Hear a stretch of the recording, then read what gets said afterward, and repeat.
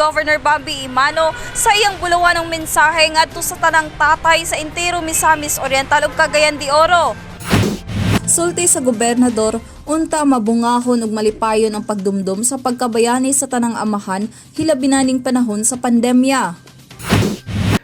Sa tanan ang atong mga ginikanan, labi na sa atong amahan, the provider of the family, 90%. And of course, we had always acknowledged gender equality. And also makes the sacrifices, the antos food para iya intawong mapanalitdan, protektahan, mapakaon ng iyang pamilya. Sa tanan nato nga amahan, Happy Father's Day.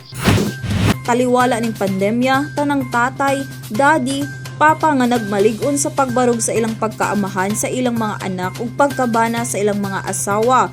Hilabi na ning pagbudlay ug sakripisyo aron mapakaon ug makaangkon sa maayong kaugmaon ang ilang mga anak. Saludo ang gobernador kanila.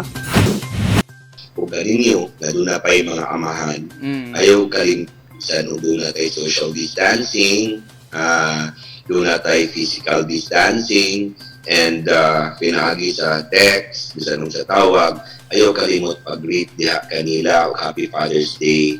May mo, kung na pa'y mga amahan, kaya pwede pa silang makapaminaw sa inyong ako taon, kung amahan sa laing katibutan. But nevertheless, sa iyang paglakaw lang mo doon, nagtukong mahupong kay amo mang yung ipakita sa iya kung unsa may ka-appreciative ang mga igsuon sa iyong pagpadako kanamo, pag maluto kanamo lang. Happy Father's Day na nato ng mga papa. Ako si Lambo Ethel Ipanag, alang sa limpyo ug matarong nga panggobyerno, padayon Pilipino.